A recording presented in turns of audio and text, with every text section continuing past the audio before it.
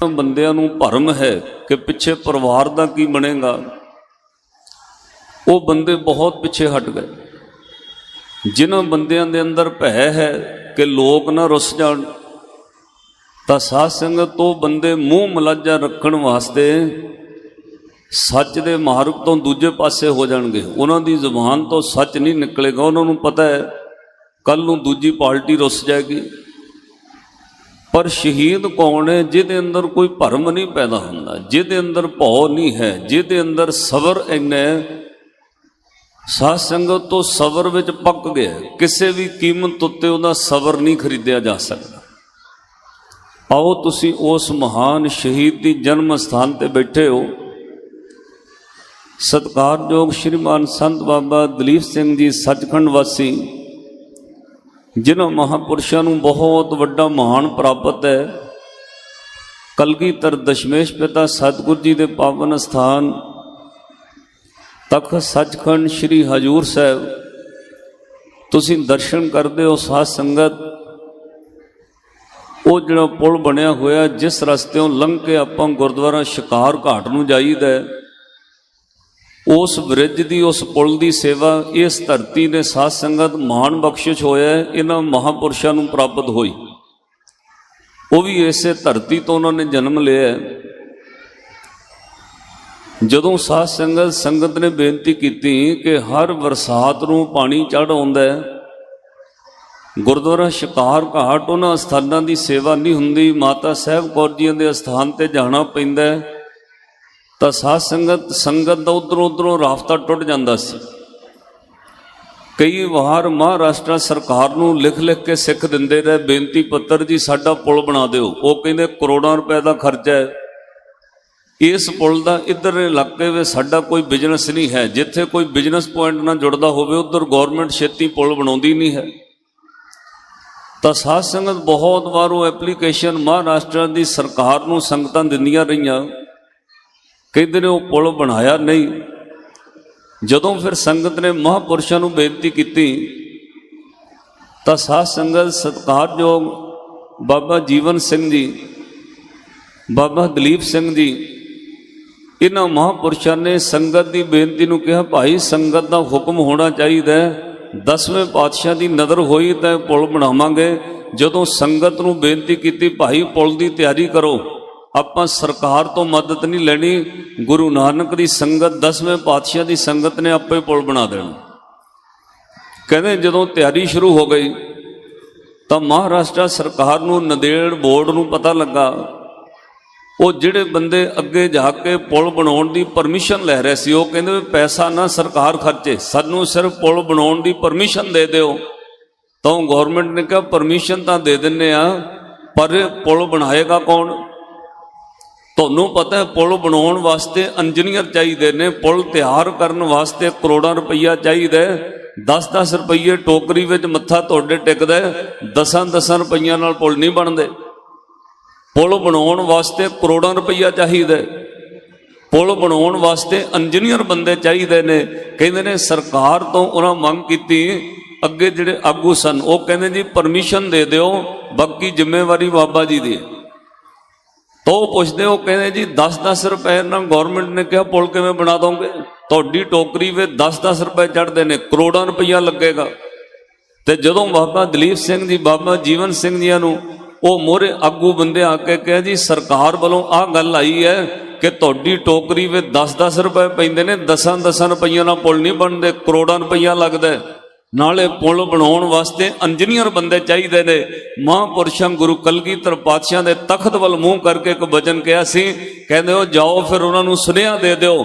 ਉਹ ਕਹਿੰਦੇ ਨੇ ਸੰਗਤ ਦੇ 10-10 ਰੁਪਏ ਨਾਲ ਪੁਲ ਨਹੀਂ ਬਣਦਾ, ਗੁਰੂ ਨਾਨਕ ਦੀ ਸੰਗਤ ਵਿੱਚ ਇੰਨਾ ਬਲ ਹੈ, ਜੇ ਸੰਗਤ ਬਣਾਉਣ ਤੇ ਆ ਜਾਏ, ਤੁਸੀਂ ਕਹਿੰਦੇ ਹੋ ਸੀਮੈਂਟ ਬਜਰੀ ਰੇਤੇ ਦਾ ਪੁਲ ਬਣਾਉਣਾ, ਜੇ ਕਲਗੀਧਰ ਪਾਤਸ਼ਾਹ ਦੀ ਨਜ਼ਰ ਹੋਈ ਇੱਥੇ ਸੋਨੇ ਦਾ ਪੁਲ ਖੜਾ ਕਰ ਦਾਂਗੇ। ਸਾਧ ਸੰਗਤ ਮਹਾਂਪੁਰਸ਼ਾਂ ਜ਼ਿੰਮੇਵਾਰੀ ਲਈ, ਔਰ ਇਹ ਤੁਹਾਡੇ ਧਿਆਨ ਵਿੱਚ ਹੋਏਗਾ, ਤੁਸੀਂ ਬੜੀ ਵਾਰ ਉੱਥੇ ਸੇਵਾ ਕਰਦੇ ਰਹਿੰਦੇ ਹੋ ਜਾ ਕੇ। ਜਦੋਂ ਸਾਧ ਸੰਗਤ ਮਹਾਂਪੁਰਸ਼ਾਂ ਨੇ ਉਹ ਪੁਲ ਤਿਆਰ ਕਰਵਾਇਆ, ਆਪੇ ਹੀ ਇੰਜੀਨੀਅਰ ਬਣੇ, ਆਪੇ ਹੀ ਸਭ ਕੁਝ, ਕਿਸੇ ਸਰਕਾਰ ਦੇ ਇੰਜੀਨੀਅਰ ਦੀ ਲੋੜ ਨਹੀਂ ਪਈ।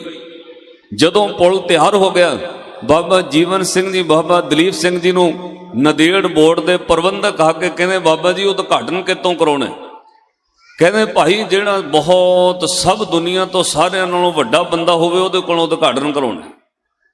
ਤਾਂ ਪ੍ਰਬੰਧਕ ਕਹਿੰਦੇ ਜੀ ਫਿਰ ਪ੍ਰਧਾਨ ਮੰਤਰੀ ਨੂੰ ਕਹੋਗੇ, ਰਾਸ਼ਟਰਪਤੀ ਤੋਂ ਕਰਾਉਣਾ? ਕਹਿੰਦੇ ਕੋਈ ਨਹੀਂ ਭਾਈ, ਇਹ ਤਾਂ 10ਵੇਂ ਪਾਤਸ਼ਾਹ ਨੂੰ ਪਤਾ ਹੈ, ਜਿਹੜਾ ਸਭ ਤੋਂ ਵੱਡਾ ਉਹਦੇ ਕੋਲੋਂ ਉਦਘਾਟਨ ਕਰਾਵਾਂਗੇ, ਛੋਟੇ ਮੋਟੇ ਤੋਂ ਕਿਸੇ ਬੰਦੇ ਤੋਂ ਉਦਘਾਟਨ ਨਹੀਂ ਕਰਾਉਣਾ। ਉਹ ਪ੍ਰਬੰਧਕੀ ਬੋਰਡ ਨੰਦੇੜ ਸਾਹਿਬ ਵਾਲੇ ਹੈਰਾਨ ਹੋ ਗਏ। ਉਹਨਾਂ ਕਿਹਾ ਸ਼ਾਇਦ ਮਹਾਂਪੁਰਸ਼ਾਂ ਦੀ ਪਹੁੰਚ ਰਾਸ਼ਟਰਪਤੀ ਤੱਕ ਹੈ, ਸੁਨੇਹਾ ਦੇ ਦੇਣਗੇ, ਉਹ ਆਉਣਗੇ। ਮਹਾਂਪੁਰਸ਼ਾਂ ਦਿਨ ਰੱਖ ਦਿੱਤਾ ਉਦਘਾਟਨ ਦਾ, ਸਾਰੀ ਸੰਗਤ ਸੱਦ ਲਈ। ਤੇ ਜਦੋਂ ਸਾਧ ਸੰਗਤ ਸਵੇਰ ਤੱਕ ਜਿੱਦਣ ਉਦਘਾਟਨ ਹੋਣਾ ਸੀ ਉਹ ਪੁਲ ਦਾ, ਉਦਣ ਤੱਕ ਨੰਦੇੜ ਸਾਹਿਬ ਦੇ ਬੋਰਡ ਪ੍ਰਬੰਧਕੀ ਨੂੰ ਪਤਾ ਨਹੀਂ ਸੀ ਕਿ ਉਦਘਾਟਨ ਕਰਨ ਕੌਣ ਆ ਰਿਹਾ ਹੈ। ਉਸੇ ਵਕਤ ਪਤਾ ਲੱਗਾ ਜਦੋਂ ਮਹਾਂਪੁਰਸ਼ਾਂ ਨੇ 5 ਪਿਆਰੇ ਤਿਆਰ ਕੀਤੇ ਔਰ 5 ਪਿਆਰਿਆਂ ਦੀ ਅਗਵਾਈ ਵਿੱਚ ਧੰਨ ਸ਼੍ਰੀ ਗੁਰੂ ਗ੍ਰੰਥ ਸਾਹਿਬ ਮਹਾਰਾਜ ਦੇ ਸਰੂਪ ਤਿਆਰ ਹੋਏ। ਮਹਾਂਪੁਰਸ਼ਾਂ ਕਿਹਾ ਦੀਨ ਦੁਨੀਆ ਦਾ ਪਾਤਸ਼ਾਹ ਸਭ ਤੋਂ ਵੱਡਾ ਸ਼੍ਰੀ ਗੁਰੂ ਗ੍ਰੰਥ ਸਾਹਿਬ ਹੈ, ਇਸ ਪੁਲ ਦਾ ਉਦਘਾਟਨ ਕੋਈ ਬੰਦਾ ਨਹੀਂ ਕਰੇਗਾ, ਗੁਰੂ ਗ੍ਰੰਥ ਸਾਹਿਬ ਮਹਾਰਾਜ ਕਰਨਗੇ। ਸਾਧ ਸੰਗਤ ਪਹਿਲੀ ਵਾਰ ਉਹ ਪੁਲ ਤੋਂ ਜਦੋਂ ਤੁਸੀਂ ਸ਼ਿਕਾਰ ਘਾਟ ਜਾਂਦੇ ਹੋ ਮਾਤਾ ਸਾਹਿਬ ਕੌਰ ਜੀ, ਤਾਂ ਉਹ ਅਸਥਾਨ ਤੇ ਪੁਲ ਤੋਂ ਪਹਿਲੀ ਵਾਰ ਉਦਘਾਟਨ ਧੰਨ ਸ਼੍ਰੀ ਗੁਰੂ ਗ੍ਰੰਥ ਸਾਹਿਬ ਮਹਾਰਾਜ ਦੇ ਪਾਵਨ ਸਰੂਪ ਲਿਜਾ ਕੇ ਮਹਾਂਪੁਰਸ਼ਾਂ ਉਦਘਾਟਨ ਕੀਤਾ।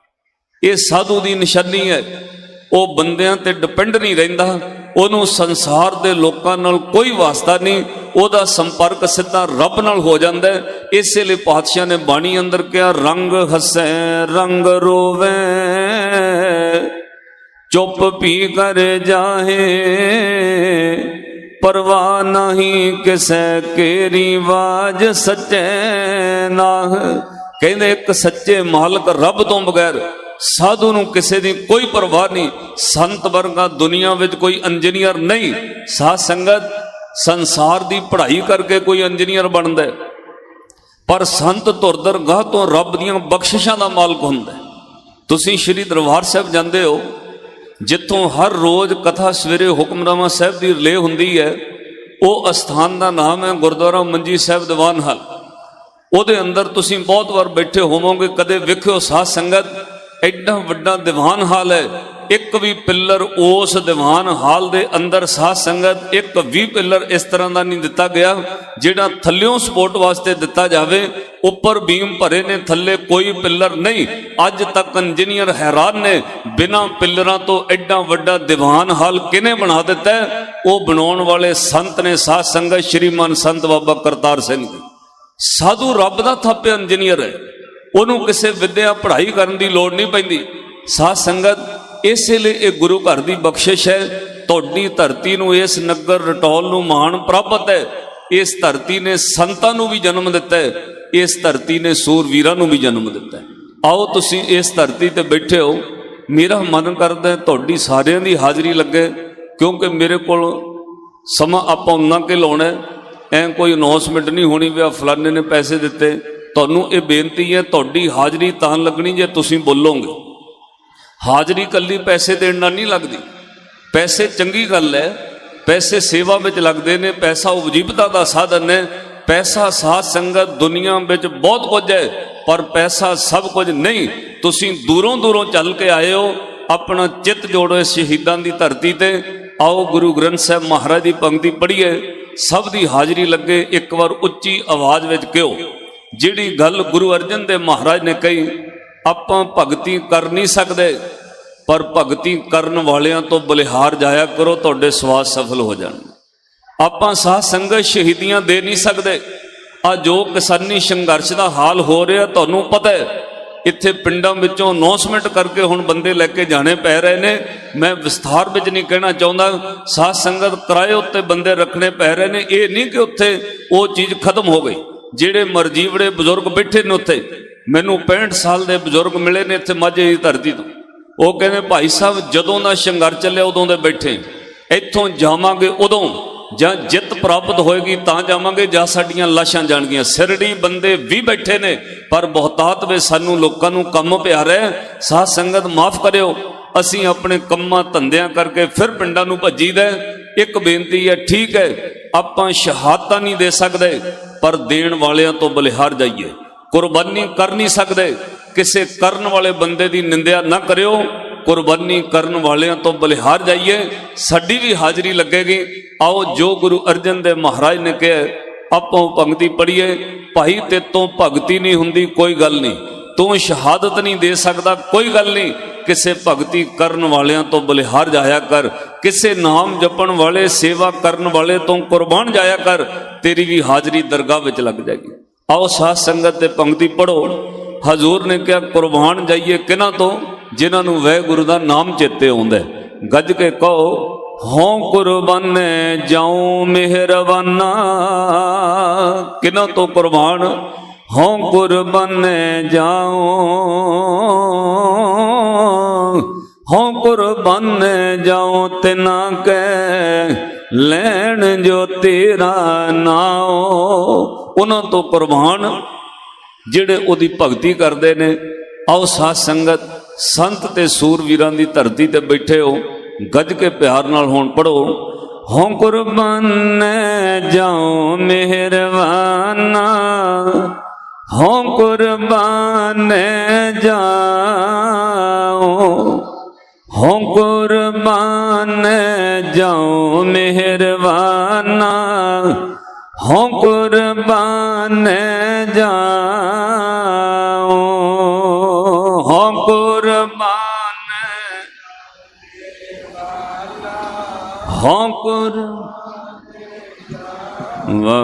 हों कुर्बान जाऊं मेहर, हों जिन्नी गिनती च बैठे हो तुहाडी आवाज़ नहीं आउंदी, इत्थों ऐ महसूस हुंदा भी मेला वेखण आए हो, ਜਾਂ ਤਾਂ ਅੱਧਾ ਘੰਟਾ ਮੈਂ ਵੀ ਫਿਰ ਤੁਹਾਡੀਆਂ ਸਿਫਤਾਂ ਕਰੀ ਜਾਵਾਂ। ਨਹੀਂ, ਤੁਹਾਡਾ ਸਮਾਂ ਸਫਲ ਹੋਵੇ। ਇੱਕ ਵਾਰ ਸਾਰੀ ਸੰਗਤ ਨੂੰ ਬੇਨਤੀ ਹੈ, ਆ ਬੱਚਿਆਂ ਦੇ ਰੌਲੇ ਤੋਂ ਵੱਡੀ ਤੁਹਾਡੀ ਆਵਾਜ਼ ਹੋਣੀ ਚਾਹੀਦੀ ਹੈ।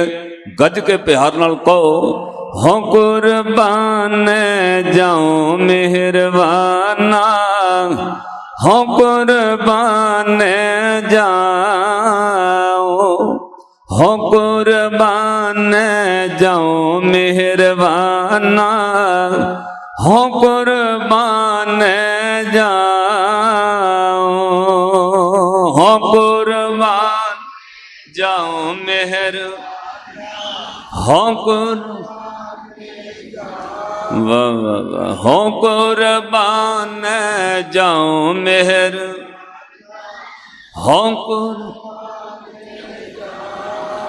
हों कुर्बान जाऊं तिना के, हों कुर्बान जाऊं तिना के, हों कुर्बान, हों लैण जो तेरा नाम, लैण जो तेरा नाम, लैण जो तेरा, लैण जो, लैण जो तेरा नाम, लैण जो तेरा नाम, लैण जो तेरा,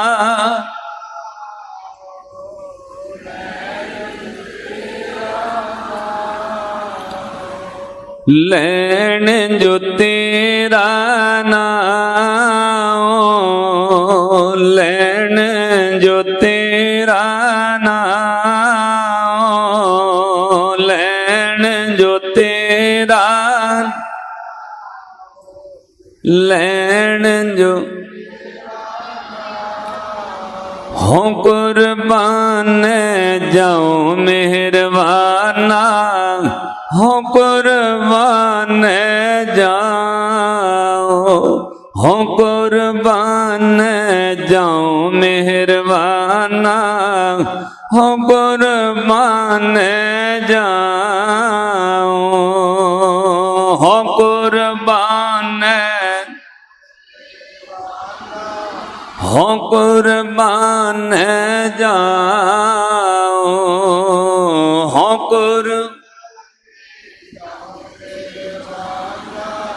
हों कुर्बान जाओ। श्री महान संत बाबा दलीप सिंह जी और संत बाबा जीवन सिंह जी हजूर साहब की धरती ते साध संगत बहुत लंबा समा सेवा की। उत्थे एक घटना घटी, वो छोटी जी घटना मैं तुहाडे समक्ष करनी है।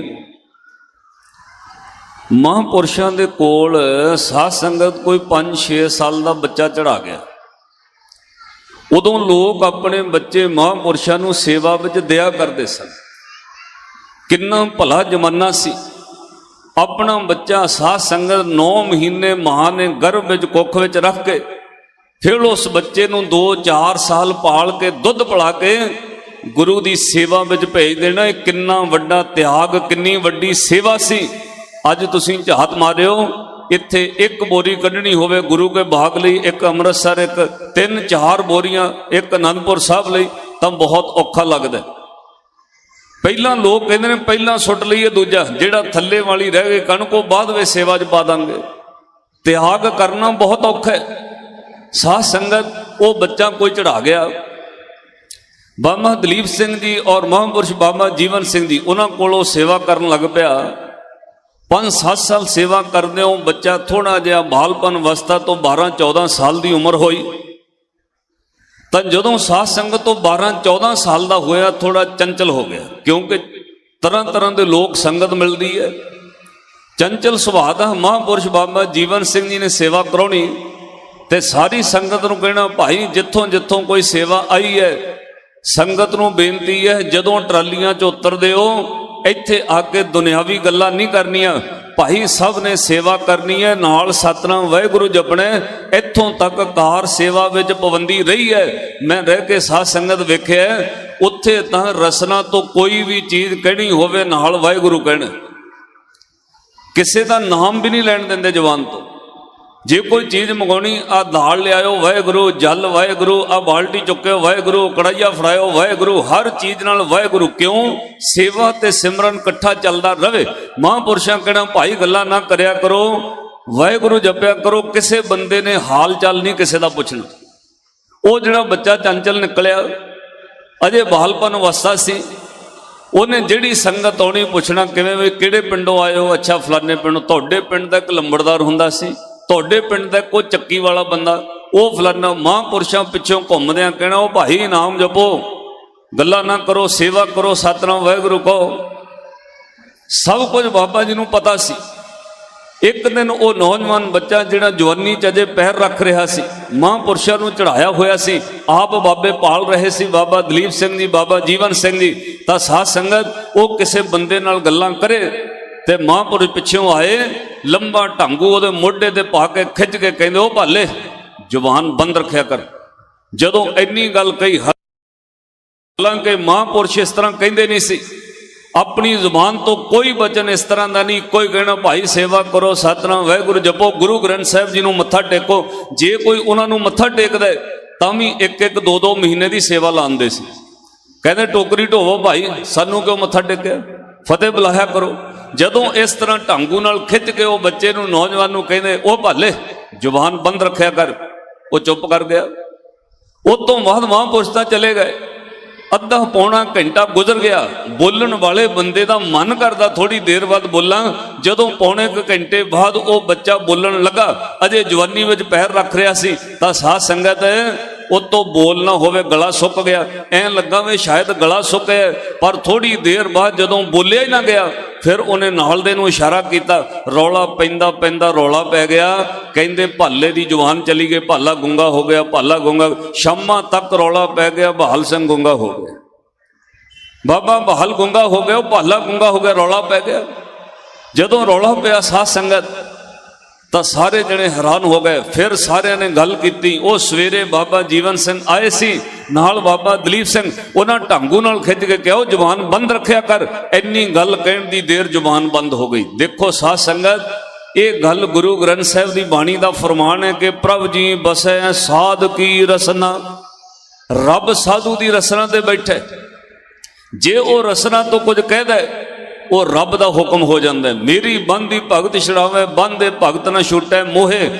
कबीर मेरी सिमरनी रसना उपर राम।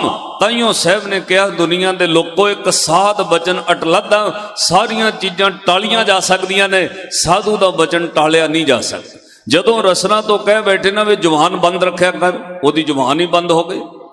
शामां तक रौला पै गया डेरे च, कहते जुबान चली गई, भाले की जुबान चली गई, गुंगा हो गया। तो साध संगत अगले दिन फिर सारे डेरे में इकट्ठे हो गए। जदों वो बाबा जी नूं बेनती हुण डरदा कोई करे ना, महापुरुषो की हो गया, कोई डरदे बाबिया नूं कवे ना जी ओदी जुबान तुहाडे बचना ना बंद हो गई। एक दो प्यार वाले कहा बाबा दलीप सिंह जी ने भी, वो कहते जी ठीक ही है, बस रहन दिओ, जो ओदा हुक्म है, असीं कौन उन्हें जुबान बंद करने वाले। कहते ने 7-8 साल वो गुंगा रहा। 7-8 साल बोलन वाला बंदा गुंगा हो जाए कितना औखा है। 7-8 साल वो बच्चा गुंगा रहा। उस तो बाद साध संगत बाबा जीवन सिंह जी चढ़ाई कर गए। उन्होंने तो बाद कार सेवा की कुर्ती श्रीमान संत बाबा हरी सिंह जी को मिली। तो जदों बाबा हरी सिंह जी को सेवा मिली, 8 जथेदार इकट्ठे होकर बाबा हरी सिंह जी को बेनती कर दे, कहते जी वो बच्चा चढ़ाया होया है, अपना ही बच्चा है, ਉਹਦੇ मां प्यो इत्थे डेरे सेवा चढ़ा गए ने, ਉਹਦੀ किरपा कर दिओ, जुबान खोल दिओ। बाबा हरी सिंह कहते भाई वड्डियां दा कीता छोटे नहीं टाल सकते, जो वड्डे कर गए असी छोटे असी नहीं टाल सकते। वो जथेदार कहा बाबा जी टालन वास्ते नहीं कहते, तुसी भी उन्हां दा रूप हो, साधु की सेवा कर रहे हो, तुहानूं बेनती है अरदास कर दिओ, तुहाडी अरदास नाल उहदा भला हो जाना। तब बाबा हरी सिंह कहते सिफारिश लगे आयो। आ सारी गल महापुरुषों को पता, पिछे बैठे ने साध संगत। जदों वो बाबा हरी सिंह जी कहते सिफारिश लगे आयो, वो कहते जी सिफारिश नहीं बेनती है। कहते भाई तुहाडी बेनती बाद विच मन्नांगे, जे किसी का भला करना है फिर जाओ पहला जथेदारी दियां कुर्तियां लाओ, मुंडासे मारो तो चक्को टोकरी, 40 दिन टोकरी ढोवो, बाद में तुहाडी गल सुनांगे। कहते महाराज भला कर दिओ, टोकरी ढो दिने। 7 वचन कह के 8 जथेदार सेवा च लग गए। उन्होंने विचों साध संगत जथेदार बाबा चरण सिंह जी कुरुक्षेत्र वाले वो शरीर छड्ड गए। जथेदार बाबा हरवंश सिंह जी पंथ रतन दिल्ली वाले, जथेदार बाबा बचन सिंह जी, 8 जथेदारा ने इकट्ठे होकर बेनती की। बाबिया कह जाओ टोकरी ढोवो। 40 दिन वो टोकरी ढोंदे रहे। 40 दिनों बाद सेवा करके कहने बाबा जी हुण आग्ञा करो, वो भाले की जुबान तो खोल दिओ जी, वो बेचारा गुंगा हो गया, उन्होंने ठीक कर दिओ। तब बाबा हरी सिंह कहते भाई बुलाओ, फिर नाले कड़ा प्रशादी देग लेके आओ। कड़ा प्रशादी देग बना के लियांदी। उस नौजवान बच्चे को सद्या, श्री गुरु ग्रंथ साहिब महाराज की ताब्या खलो के 8 जथेदार कुर्तियां वाले खड़े। बाबा हरी सिंह जी ने बेनती की, हे गुरु ग्रंथ साहिब महाराज, तुहाडे वरसाए साधुआं तो बोल गए हुए ने, इहदी जुबान बंद हो गई, किरपा करके दी जुबान खोल दिओ, इन्हें तुहाडे दर ते सेवा करनी है। अरदास करके हुक्म लैके जदों फिर बाबा हरी सिंह जी ने कहा, कहने काका बोल हुण सतनाम वाहिगुरू, तो बोलन लगा। साध संग कला सत निकलिया, बोल नहीं होया, अखां च पानी चोपिया। कहने बोल सतनाम वाहिगुरू, फिर रसना तो सत निकलिया।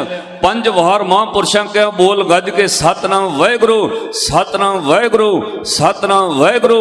जदों 5वीं वार कहा बोल सतनाम वाहिगुरू, ऐ जवान खुल गई जिवें फुट फुआरा खुलदा है। एकदम उच्ची बोलिया जी सतनाम वाहिगुरू। तां महापुरुषां कहा जा भाले, जिथे 8 साल गुंगा रहा, 40 दिन हुण दुनिया की गल ना करी, जा चुप रह के वाहिगुरू वाहिगुरू जपदियां सेवा कर, ते तो 10वें पातशाह ने बड़ी सेवा लेनी।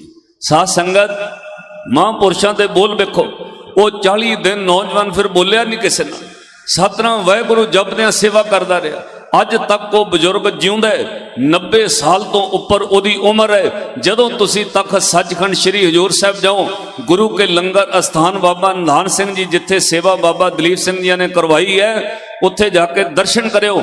90 साल का बजुर्ग अज भी शाम को तख्त साहब ते मत्था टेकन जांदा है। सवेरे शाम लंगर हाल विच उच्ची आवाज विच वो बजुर्ग अज भी जपाउंदा है सतनाम वाहिगुरू।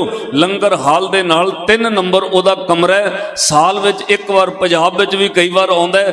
अज भी वो 3 नंबर कमरे विच हजूर साहब उत्थे रहिंदा है। और वो बजुर्ग अज तक तुसीं वेखियो इन्नी उच्ची आवाज ਸਾਧ ਸੰਗਤ ਕਿਸੇ ਨੌਜਵਾਨ ਦੀ ਨਹੀਂ ਹੁੰਦੀ ਜਿੰਨੀ ਉਹ 90 ਵਰਿਆਂ ਦਾ ਬਜ਼ੁਰਗ ਉੱਚੀ ਉੱਚੀ ਜਪਾਉਂਦਾ ਹੈ, ਸਤਿਨਾਮ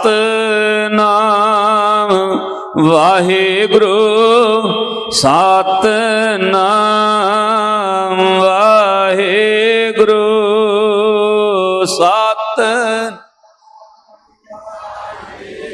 ਵਾਹ ਵਾਹ। गज के सतनाम वाहिगुरु सतनाम वाहिगुरु सतनाम।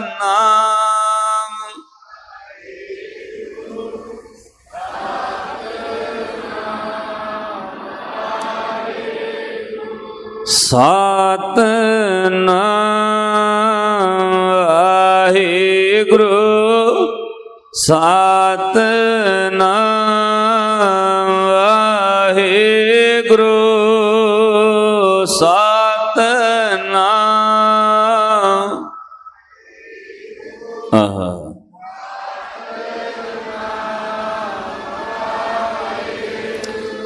तइयों सतगुरां बाणी अंदर कहा, संत की रहत सुनो मेरे भाई,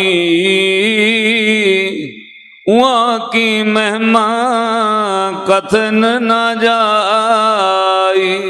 भाई संत दी महिमा वड्याई कथन तो बाहर है। क्यों? किसे नदी दी व्याख्या हो सकती है, आह नदी इत्थों चलदी उत्थे तक जाती है। दरिया दी व्याख्या हो सकती है। लोग कहते ने आ सतलुज है, व्याज है, आ व्यास है, आ रावी है, चनाव है। पर साध संगत किसी सागर की कोई व्याख्या नहीं। जदों नदियां दरियावां दा पानी सागर में जाके डिगदा है, ओदा नाम मिट जाता है। इक्को चीज रहिंदी, ओनूं लोग सागर समुंदर कहंदे ने। इदां शरीरधारी बंदियां दी वड्याई हो सकती है। कोई किसी नगर का सरपंच हो सकता है, कोई किसी इलाके का, कोई किसी स्टेट का मंत्री MLA हो सकता है, कोई किसी देश का राजा हो सकता है। पर वो वड्याइयां मुक जांदियां ने। साधु साध संगत वो हस्ती है जिहदी वड्याई सदियां तक इस धरती ते रहिंदी है। क्यों? वो अपनी हस्ती मिटा के रब का रूप हो जाता है। जिन्हों श्री गुरु अर्जन देव महाराज कहते हैं, जिन्हां ना विसरै नाम से कन्हैया, भेद न जानो मूल साईं जिहिया। इनू हजूर ने जपजी साहब अंदर कहा, सालाही साला इति सुरत न पाईया, नदियां तैवाह पवै समुंद न जानिए। जदों नदियां वहा समुंदर विच पै जांदे ने, वो सागर का रूप हो जाते हैं। इदां साध संगत ये ठीक है, अपने पिंड नूं महान प्राप्त है कि बाबा दलीप सिंह अपने नगर दे होए, शहीद भाई महा सिंह इस धरती दे होए। पर साध संगत वो कल्ले इस पिंड दे नहीं, उन्हां दी शोभा पूरे जगत दुनिया अंदर फैल गई। क्यों? वो संसार दे अंदर सागर का रूप हो गए, वो गुरु का रूप हो गए, वो गुरु विच समा गए। संत रहत सुनो मेरे भाई, उहाँ की महिमा कथन न जाई। साधु दी रसना उत्ते रब्बा वसदा, वो सिद्ध सह सुभाए बचन कवे। साध संगत तकदीरां बदल जांदियां ने। साधु दृष्टि पा दे तां साध संगत सामने वाले बंदे दी तकदीर बदल के रख दिंदा। मैं कई बार ये बचन दरबार साहब तो भी कथा विच कहा, साधु दे कदमां विच क्रांति है, संत ते शहीद दे हत्थां विच बरकत है, आम बंदे दे हत्थां विच बरकत नहीं। हुण असीं नींह पत्थर लीडरां कोलों रखवाउण लग पए। क्यों? कम जू लैणे ने। किसी लीडर किसी मंत्री नूं बुलाओ, कोई बंदा माड़ा नहीं, ना मैं किसी नूं माड़ा कहना साध संगत, पर बेनती है कोई बंदा संत दा मुकाबला नहीं कर सकता। किड्डा वड्डा लीडर अफसर होवे, किसी धार्मिक स्थान का नींह पत्थर कदे किसी लीडर तो ना रखवाओ। ये ठीक है, होर चीज़ां कोई डिस्पेंसरी बनानी, कोई होर चीज़ां बनानियां करा सकते हो। पर जदों किसी धार्मिक स्थान की गल चले, जिथे चाहते हो धर्म की बरकत रवे, उत्थे किसी नाम सेवा सिमरन वाले कोलों नींह पत्थर रखवाउणा पैंदा है। उहदे हत्थां विच बरकत है, उहदे कदमां विच क्रांति है। बाबा जीवन सिंह जी नाल बाबा दलीप सिंह थोड़ा समा इकट्ठे महापुरुष विचरे ने। और साध संगत एक महापुरुष हरियाणे विच नगर रहे, बाबा जी नूं पता है, मैं इन्हां तो पुछे, वो पिंड का नाम है डाचर। तो जदों साध संगत डाचर महापुरुष आउंदे सन कार सेवा लैण वास्ते, पिंड आए पिंड आके महापुरुषों ने जिथे एक मंजा नगर वालिया ने डाह तो उपर चादर विछाती, बाबा जीवन सिंह जी बह गए। तो साध संगत तो पिंड में अनाउंसमेंट कर दी, भाई अज कार सेवा वाले आए आ, गुराही करनी है, सब नूं बेनती है। महापुरुष पहुँच गए ने, दर्शन करने वास्ते कई प्रेमी आ गए। ਜਿਹੜਾ ਆਵੇ ਉਹ 5-10 रुपए रख के महापुरुषों ਨੂੰ फतेह बुलावे, क्योंकि मत्था टेकण तो डरते सी सारे, ना महापुरुष मत्था टकाउंदे सन। जदों साध संगत 10-10 रुपए 5-10 2-4 रख के मत्था टेकण फतेह बुलाउण, इन्ने नूं एक नगर का नौजवान आ गया। वो आया तो साध संगत पिंड वाले उन्होंने वेख के थले दरी वछी सी, सब बजुर्ग उत्थे बैठे सी, चादरे लाए, लंबे लंबे हरियाणे के सरदार ने। वो जदों नौजवान नूं वेख्या पिंड वाले नूं, ਉਹਨੂੰ ਵੇਖ ਕੇ आपस ਵਿੱਚ ਗੱਲਾਂ ਕਰਨ ਲੱਗ ਪਏ। ਕਹਿੰਦੇ ਸ਼ਰਾਬੀ ਕਿੱਥੋਂ ਆ ਗਿਆ, ਸ਼ਰਾਬੀ ਕਿੱਥੋਂ ਆ ਗਿਆ। ਉਹ ਨਿੱਤ ਦਾ ਸ਼ਰਾਬੀ, ਰਾਤ ਵੀ ਪੀਣੀ, ਦਿਨੇ ਵੀ ਸ਼ਰਾਬ ਵਿੱਚ ਰਹਿਣਾ, ਖੇਤੀ ਦਾ ਕੰਮ ਕਰਨਾ, ਦਿਨੇ ਵੀ ਪੀ ਕੇ ਰੱਖਣੀ। ਜਦੋਂ ਉਹਨੂੰ ਵੇਖਿਆ ਤਾਂ ਪਿੰਡ ਵਾਲੇ ਕਹਿੰਦੇ ਉਹ ਸ਼ਰਾਬੀ ਕਿੱਥੋਂ ਆ ਗਿਆ, ਇਹ ਸ਼ਰਾਬੀ ਕਿੱਧਰੋਂ ਆ ਗਿਆ ਵੇ। ਉਹ ਸਾਧ ਸੰਗਤ ਜਿਹਨੂੰ ਸ਼ਰਾਬੀ ਕਹਿੰਦੇ ਸੀ, ਉਹਨੇ ਜਾ ਕੇ ਸਿੱਧਾ ਬਾਬਿਆਂ ਨੂੰ ਹੱਥ ਜੋੜ ਕੇ ਕਿਹਾ, ਬਾਬਿਓ ਵਾਹਿਗੁਰੂ ਜੀ ਕਾ ਖਾਲਸਾ ਵਾਹਿਗੁਰੂ ਜੀ ਕੀ ਫਤਿਹ। ਬਾਬਿਆਂ ਵੀ ਫਤਿਹ ਬੁਲਾਈ, ਹੁਣ ਸ਼ਰਾਬੀ ਵੀ ਫਤਿਹ ਬੁਲਾ ਸਕਦਾ। ਜਦੋਂ ਉਹ ਸ਼ਰਾਬ ਪੀਣ ਵਾਲੇ ਨੇ ਇਦਾਂ ਫਤਿਹ ਬੁਲਾਈ ਤਾਂ ਬਾਬਾ ਜੀ ਦੇ ਕੋਲ ਹੋ ਗਿਆ, ਫਤਿਹ ਬੁਲਾ ਕੇ ਉਹਨੇ 5 ਜਾਂ 2 ਦਮੜੇ ਰੱਖੇ ਤੇ ਰੱਖ ਕੇ ਜਿਹੜਾ ਮੰਜਾ ਇੱਕ ਪਾਸਾ ਪੌਂਦ ਵੱਲੋਂ ਖਾਲੀ ਸੀ, ਸਾਧ ਸੰਗਤ ਬਾਬਿਆਂ ਦੇ ਬਰਾਬਰ ਮੰਜੇ ਤੇ ਬਹਿ ਗਿਆ। ਜਦੋਂ ਮੰਜੇ ਤੇ ਬਹਿ ਗਿਆ, ਪਿੰਡ ਦੇ ਉਹ ਬਜ਼ੁਰਗ ਉੱਠ ਖੜੇ। ਉਹ ਕਹਿੰਦੇ ਉਹ ਸ਼ੀਸ਼ਾ ਸ਼ਰਮ ਕਰੋ ਥੋੜੀ ਬਹੁਤੀ, ਇਹ ਕੀ ਕਰਨਾ, ਇੱਕ ਤੂੰ ਨਿੱਤ ਦਾ ਸ਼ਰਾਬੀ, ਹੁਣ ਵੀ ਤੇਰੇ ਤੋਂ ਬਦਬੂ ਆਉਂਦੀ, ਬਾਬਿਆਂ ਦੇ ਬਰਾਬਰ ਬਹਿ ਗਿਆ, ਚੱਲ ਥੱਲੇ ਬੈਠ। ਬਰਾਬਰ ਕਿਉਂ ਬਹਿ ਗਿਆ ਮੰਜੇ ਤੇ? ਤੇ ਉਹ ਸ਼ਰਾਬੀ ਨੂੰ ਪਤਾ ਕੀ ਕਿਹਾ? ਉਹ ਨੌਜਵਾਨ ਕਹਿੰਦਾ ਉਹ ਮੰਜਾ ਖਾਲੀ ਸੀ, ਮੈਂ ਬਹਿ ਗਿਆ, ਐਡੇ ਮੰਜੇ ਤੇ ਇਕੱਲੇ ਬਾਬੇ ਨੇ ਬਹਿਣਾ, ਫਿਰ ਕੀ ਹੋਇਆ ਜੇ ਮੈਂ ਹੋ ਗਿਆ। ਉਹ ਪਿੰਡ ਵਾਲਿਆਂ ਕਹੋ ਅਕਲ ਕਰ ਥੋੜੀ ਜਿਹੀ, ਤੇ ਤੋਂ ਹੁਣ ਵੀ ਸ਼ਰਾਬ ਦੀ ਬਦਬੂ ਆਉਂਦੀ, ਥੱਲੇ ਬੈਠ ਇੱਧਰ। ਜਦੋਂ ਪਿੰਡ ਵਾਲੇ ਫੜ ਕੇ ਮੰਜੇ ਤੋਂ ਉਤਾਰਨ ਲੱਗੇ, ਮਹਾਂਪੁਰਸ਼ਾਂ ਆਪਣੇ ਇਸ ਤਰ੍ਹਾਂ ਸਾਧ ਸੰਗਤ ਖੱਬੇ ਹੱਥ ਨਾਲ ਬਾਂਹ ਪਕੜ ਲਈ, ਬਾਂਹ ਪਕੜ ਕੇ ਖਿੱਚ ਕੇ ਬਿਠਾ ਲਿਆ। ਪਿੰਡ ਵਾਲਿਆਂ ਨੂੰ ਕਹਿੰਦੇ ਰਹਿਣ ਦਿਓ, ਜੇ ਮੰਜੇ ਤੇ ਬੈਠਾ ਕਿਸੇ ਗੱਲ ਕਰਕੇ ਬੈਠਾ, ਜੇ ਮੰਜੇ ਤੇ ਬੈਠਾ ਕਿਸੇ ਗੱਲ ਕਰਕੇ ਬੈਠਾ। ਉਹ ਪਿੰਡ ਵਾਲੇ ਚੁੱਪ ਕਰ ਗਏ, ਹੱਥ ਜੋੜ ਬੰਦੇ ਬਜ਼ੁਰਗ ਕਹਿੰਦੇ ਬਾਬਾ ਜੀ ਤੁਹਾਨੂੰ ਨਹੀਂ ਪਤਾ ਸ਼ਰਾਬੀ ਦਿਨੇ ਵੀ ਪੀ ਕੇ ਰੱਖਦਾ। ਕਹਿੰਦੇ ਭਾਈ ਕੋਈ ਗੱਲ ਨਹੀਂ, ਇਹ ਜੇ ਮੰਜੇ ਤੇ ਬੈਠਾ ਕਿਸੇ ਗੱਲ ਕਰਕੇ ਬੈਠਾ, ਬਿਠਾ ਲਿਆ ਕੋਲ, ਬਿਠਾ ਕੇ ਫਿਰ ਮਹਾਂਪੁਰਸ਼ਾਂ ਆਪਣੇ ਵੱਲੋਂ ਖਿੱਚ ਕੇ ਗਿਆ ਸਾਡੇ ਵੱਲ ਵੇਖ। ਸਾਧ ਸੰਗਤ ਸਾਧੂ ਦੀਆਂ ਅੱਖਾਂ ਵਿੱਚ ਵੀ ਬੜੀ ਵੱਡੀ ਕਰਾਮਾਤ ਹੈ।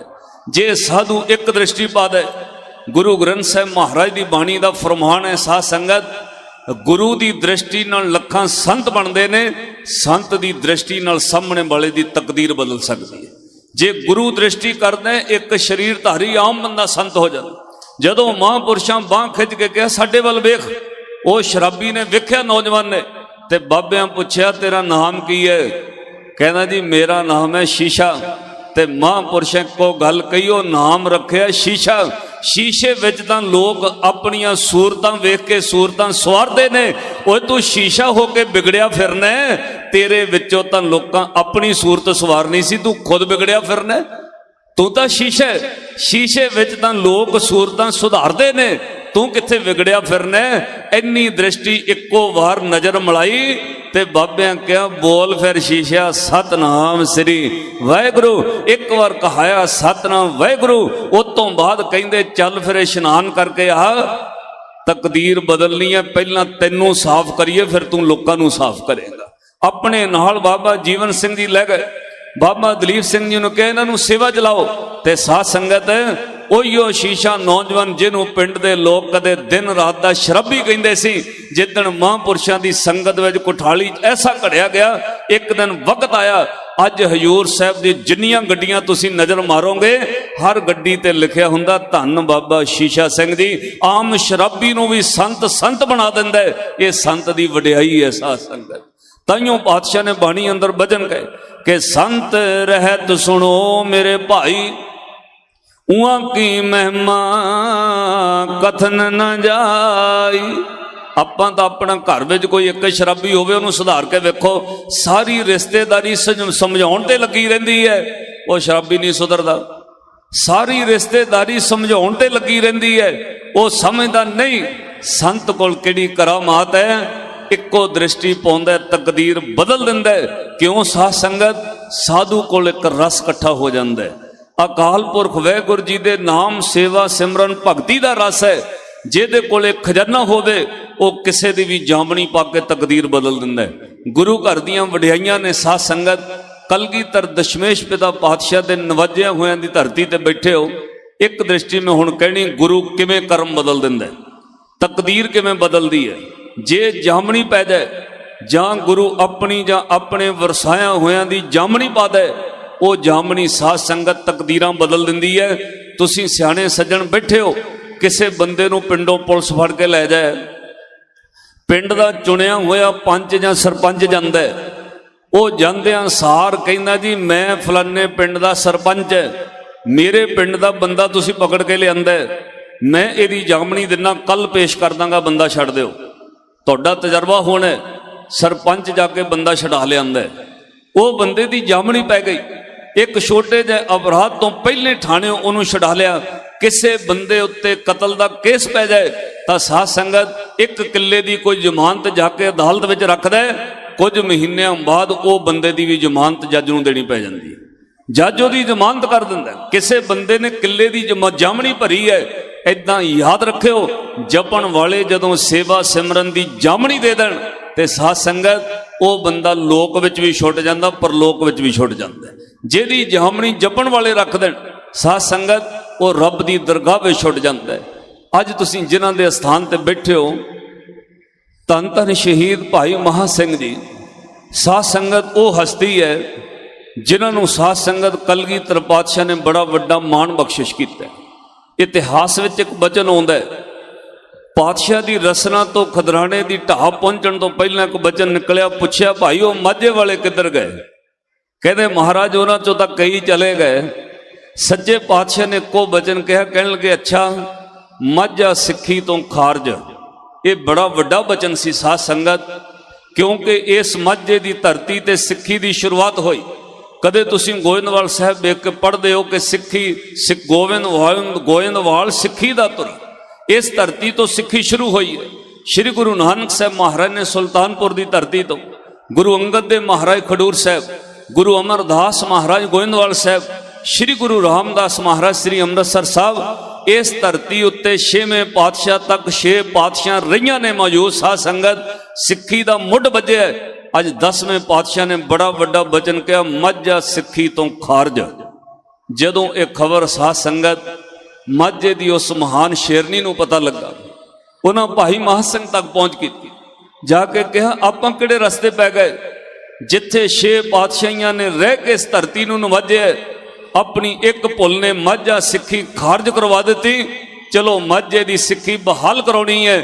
ਸਾਧ ਸੰਗਤ ਸਭ ਤੋਂ ਮੋਹਰੇ ਮਾਈ ਭਾਗ ਕੌਰ ਔਰ ਨਾਲ ਭਾਈ ਮਹਾਂ ਸਿੰਘ ਚੱਲ ਪਏ, ਮਗਰ ਫਿਰ ਮਾਝੇ ਦੇ ਮਝੈਲ ਸਰਦਾਰ ਗੁਰੂ ਦੇ ਖਾਲਸੇ ਸਿੰਘਾਂ ਦਾ ਜਥਾ ਚੱਲ ਪਿਆ। ਤੁਹਾਨੂੰ ਪਤਾ ਹੈ ਕਮਸਾਨ ਦੀ ਜੰਗ ਹੋਈ, ਸ਼ਹੀਦ ਹੋਣ ਤੋਂ ਪਹਿਲਾਂ ਸ੍ਰੀ ਗੁਰੂ ਗੋਬਿੰਦ ਸਿੰਘ ਮਹਾਰਾਜ ਨੇ ਪੁੱਛਿਆ ਭਾਈ ਮਹਾਂ ਸਿੰਘ ਜੀ ਤੋਂ, ਮਹਾਂ ਸਿੰਘ ਦੱਸ ਕੀ ਚਾਹੀਦਾ? ਤੁਹਾਡੀ ਕੁਰਬਾਨੀ ਤੋਂ ਮੇਰਾ ਮਨ ਖੁਸ਼ ਹੈ, ਜੇ ਤੂੰ ਕਹਿੰਦਾ ਤੇਰੀਆਂ ਪੀੜੀਆਂ ਕੁੱਲਾਂ ਵਿੱਚ ਰਾਜ ਬਖਸ਼ ਦਈਏ। ਹੱਥ ਜੋੜ ਇੱਕੋ ਹੀ ਬਚਨ ਕਿਹਾ, ਪਾਤਸ਼ਾਹ ਮੈਨੂੰ ਪਤਾ ਲੱਗਾ ਤੁਸੀਂ ਕਿਹਾ ਮਾਝਾ ਸਿੱਖੀ ਤੋਂ ਖਾਰਜ, ਬਸ ਮਹਾਰਾਜ ਸਾਡੀ ਸੇਵਾ ਜੇ ਪ੍ਰਵਾਨ ਹੈ, ਕਿਰਪਾ ਕਰਕੇ ਮਾਝਾ ਸਿੱਖੀ ਬਹਾਲ ਕਰ ਦਿਓ। 10ਵੇਂ ਪਾਤਸ਼ਾਹ ਨੇ ਵਿਦਾਵਾ ਪਾੜ ਕੇ ਕਿਹਾ, ਜਾਓ ਮਾਝਾ ਸਿੱਖੀ ਬਹਾਲ। ਅੱਜ ਤੱਕ ਮਾਝੇ ਦੀ ਸਿੱਖੀ ਬਹਾਲ ਹੈ।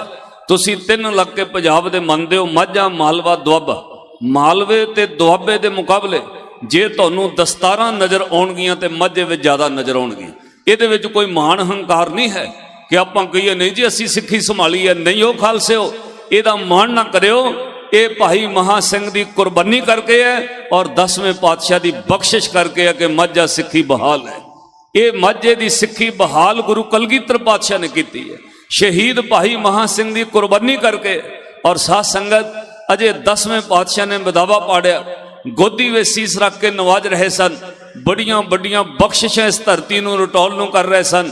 ਉਸੇ ਵਕਤ ਇੱਕ ਸਿੱਖ ਨੇ ਆ ਕੇ ਕਿਹਾ, ਸਤਿਗੁਰੂ ਇੱਕ ਬੰਦਾ ਹੋਰ ਜਿਉਂਦਾ ਲੱਭਿਆ ਮੈਦਾਨੇ ਜੰਗ ਵਿੱਚੋਂ। ਮਹਾਰਾਜ ਉਹਦੇ ਫੱਟ ਬੜੇ ਲੱਗੇ ਨੇ ਪਰ ਸਵਾਸ ਚੱਲਦੇ ਨੇ। ਸਤਿਗੁਰੂ ਉਹਦਾ ਕੀ ਕਰਨਾ ਹੈ? ਸਤਿਗੁਰਾਂ ਕਿਹਾ, ਭਾਈ ਮੱਲਮ ਪੱਟੀ ਕਰੋ ਦਵਾ ਦਵਾ। ਕੌਣ ਹੈ? ਜਦੋਂ ਕਲਗੀਧਰ ਪਾਤਸ਼ਾਹ ਨੇ ਪੁੱਛਿਆ ਕੌਣ ਹੈ ਤਾਂ ਉਸੇ ਵਕਤ ਸਿੱਖ ਨੇ ਕਿਹਾ, ਮਹਾਰਾਜ ਬੜੀ ਹੈਰਾਨੀ ਵਾਲੀ ਗੱਲ ਹੈ, ਬਾਣਾ ਤੇ ਮਰਦਾਂ ਵਾਲਾ ਪਾਇਆ पर पातशाह वो मर्द नहीं, वो कोई तुहाडी धी शेरनी है। महाराज एक बीबी भी अज जंग विच लड़ी है। 10वें पातशाह जदों उस माई नूं गुरु दे सिख गुरु गोबिंद सिंह महाराज को लैके आए, पातशाह ने मलम पट्टी करवाई, वेख्या ये माई भाग कौर है। उदण सतगुर सच्चे पातशाह ने जिथे 40 मुक्तियां की याद है, अज जिस जगह उत्ते पातशाह ने 40 मुक्तियां का संस्कार किया है, जिन्होंने रोज 40 मुक्तियां के नाम नाल अरदास विच चेते करीदा है, वो धरती ते खलो के कलगीधर पातशाह ने एक अनोखा वचन कहा। श्री गुरु गोबिंद सिंह महाराज बोले, कहंदे प्यारे दया सिंह, अज तो बाद मेरे पंथ नूं कोई खतरा नहीं रहा। अज तो बाद मेरे पंथ नूं मुकाउण दीयां गल्लां खत्म हो गईयां। अज तो बाद मेरा पंथ धरती ते सदा अमर हो गया। अज तो बाद मेरे पंथ नूं कोई खतरा नहीं रहेगा। सिखां पुछया, महाराज इस तो पहलां भी 13 जंगां होईयां ने, पहलां कदे नहीं इस तरह कहा। महाराज 13 दियां 13 जंगां जित्तियां ने।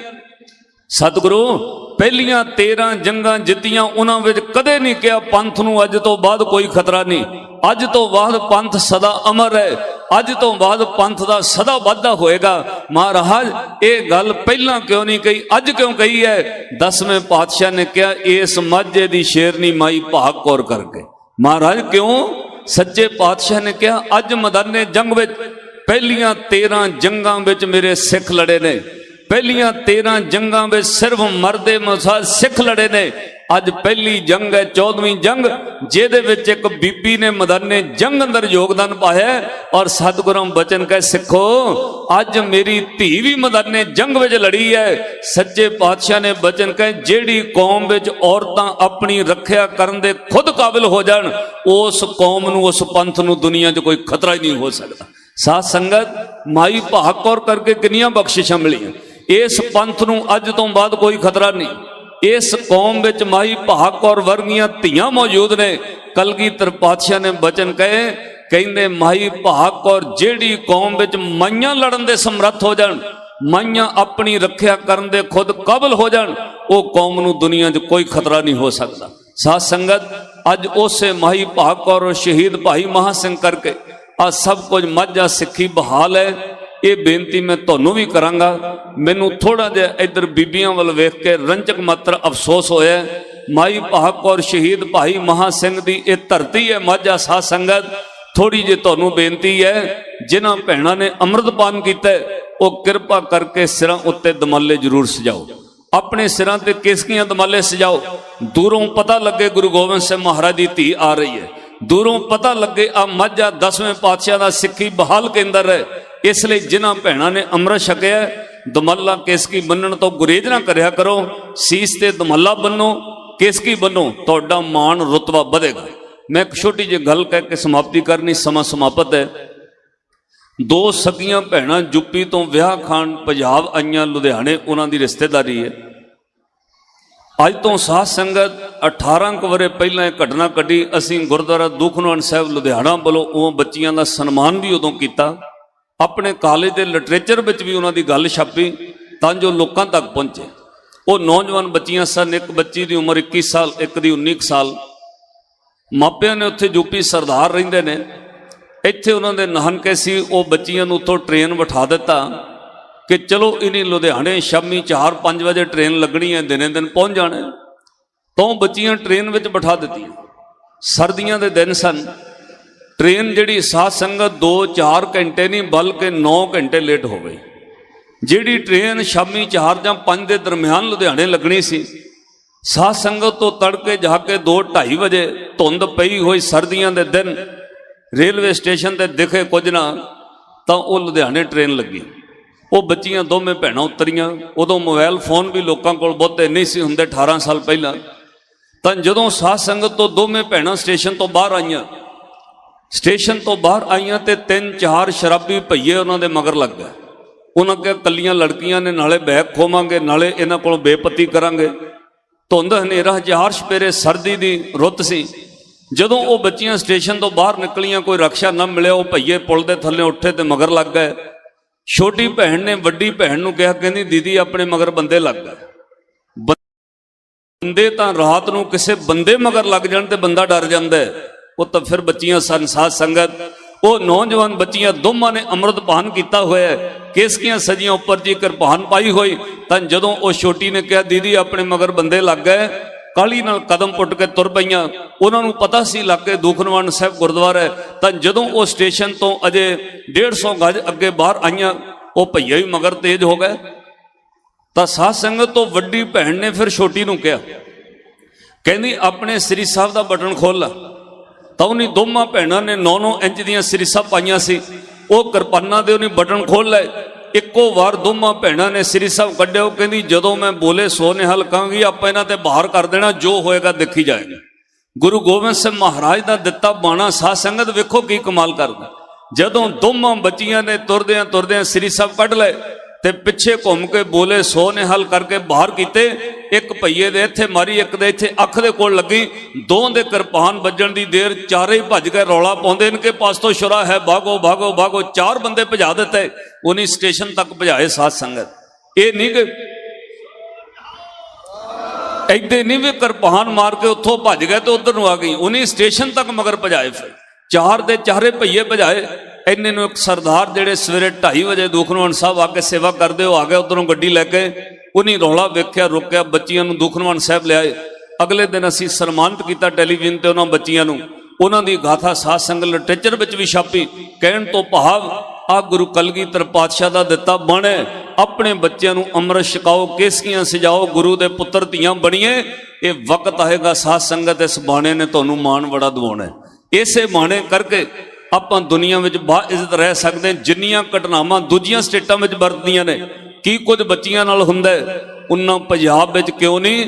ਇੱਥੇ ਗੁਰੂ ਦੀ ਕਿਰਪਾ ਬਖਸ਼ਿਸ਼ ਹੈ। ਆਪਣੀਆਂ ਧੀਆਂ ਬੱਚੀਆਂ ਨੂੰ ਅੰਮ੍ਰਿਤ ਛਕਾਓ। ਜਿਨ੍ਹਾਂ ਨੇ ਅੰਮ੍ਰਿਤ ਛਕਿਆ ਉਹ ਕੇਸਕੀਆਂ ਜ਼ਰੂਰ ਸਜਾਓ। ਕਲਗੀਧਰ ਪਾਤਸ਼ਾਹ ਦੇ ਪੁੱਤਰ ਧੀਆਂ ਬਣੀਏ। ਭਾਈ ਮਹਾਂ ਸਿੰਘ ਔਰ ਮਾਤਾ ਭਾਗ ਕੌਰ ਜੀ ਦੇ ਆਪਾਂ ਵਾਰਸ ਬਣ ਕੇ ਗੁਰੂ ਗੋਬਿੰਦ ਸਿੰਘ ਮਹਾਰਾਜ ਦੀਆਂ ਖੁਸ਼ੀਆਂ ਲੈਣੀਆਂ ਨੇ। ਤੁਹਾਡਾ ਨਗਰ ਭਾਗਾਂ ਵਾਲਾ ਹੈ। ਇਸ ਨਗਰ ਨੇ ਸੂਰਵੀਰਾਂ ਨੂੰ ਵੀ ਜਨਮ ਦਿੱਤਾ ਤੇ ਸੰਤਾਂ ਨੂੰ ਵੀ ਜਨਮ ਦਿੱਤਾ ਹੈ। ਸਾਧ ਸੰਗਤ ਇੱਕ ਬੇਨਤੀ ਜ਼ਰੂਰ ਹੈ, ਅੰਮ੍ਰਿਤ ਛਕੋ, ਘਰਾਂ ਵਿੱਚ ਬਾਣੀ ਪੜੋ, ਇਹ ਜ਼ਰੂਰੀ ਹੈ। ਸੇਵਾ ਕਰਿਆ ਕਰੋ। ਬੀਬੀਆਂ ਨੂੰ ਵੀ ਹੱਥ ਜੋੜ ਕੇ ਬੇਨਤੀ ਹੈ, ਭੋਜਨ ਪ੍ਰਸ਼ਾਦਾ ਬਣਾਉਂਦਿਆਂ ਸਤਨਾਮ ਵਾਹਿਗੁਰੂ ਘਰ ਵਿੱਚ ਜ਼ਰੂਰ ਜਪੋ। ਕਿਸੇ ਵਹਿਮ ਭਰਮ ਕਰਨ ਦੀ ਲੋੜ ਨਹੀਂ, ਕਿਉਂਕਿ ਅਸੀਂ ਭਰਮਾਂ ਦੇ ਸ਼ਿਕਾਰ ਹੋ ਗਏ। ਸਿੱਖ ਹੋਣ ਦੇ ਬਾਵਜੂਦ ਆਪਾਂ ਕਿਰਪਾਨ ਕੜਾ ਪਾਉਣਾ ਤਾਂ ਦੂਰ ਦੀ ਗੱਲ, ਨਵੀਂ ਇੱਕ ਬਿਮਾਰੀ ਚੱਲ ਪਈ ਹੈ। ਕਾਲੇ ਧਾਗੇ ਸਾਰੇ ਬੰਨਣ ਲੱਗ ਪਏ ਨੇ ਬੀਬੀਆਂ ਪੈਰਾਂ ਉੱਤੇ। ਕਾਲੇ ਧਾਗੇ ਬੀਬੀਆਂ ਵੀ ਤੇ ਮੁੰਡੇ ਵੀ ਬੰਨੀ ਜਾਂਦੇ। ਤਾਂ ਉਹ ਐਂ ਲੱਗਦਾ ਵੀ ਜਿਵੇਂ ਕਿਸੇ ਨੇ ਸੱਪ ਨੇ ਡੰਗਿਆ ਹੁੰਦਾ, ਸ਼ਾਇਦ ਤਾਂ ਪੈਰ ਵਿੱਚ ਕਾਲਾ ਧਾਗਾ ਪਾਇਆ। ਤੁਹਾਨੂੰ ਬੇਨਤੀ ਹੈ, ਪੈਰਾਂ ਵਿੱਚ ਕਾਲੇ ਧਾਗੇ ਨਹੀਂ ਕਿਸੇ ਨੇ ਪਾਉਣੇ। ਕਕਾਰ ਪਾਓ, ਹੱਥ ਵਿੱਚ ਕੜਾ ਪਹਿਨੋ, ਅੰਮ੍ਰਿਤ ਛਕੋ, ਗੁਰੂ ਦੀ ਬਾਣੀ ਪੜੋ, ਸੇਵਾ ਕਰੋ। ਤੁਹਾਡੇ ਬੱਚੇ ਹੀ ਤੁਹਾਡਾ ਆਉਣ ਵਾਲਾ ਸਮੇਂ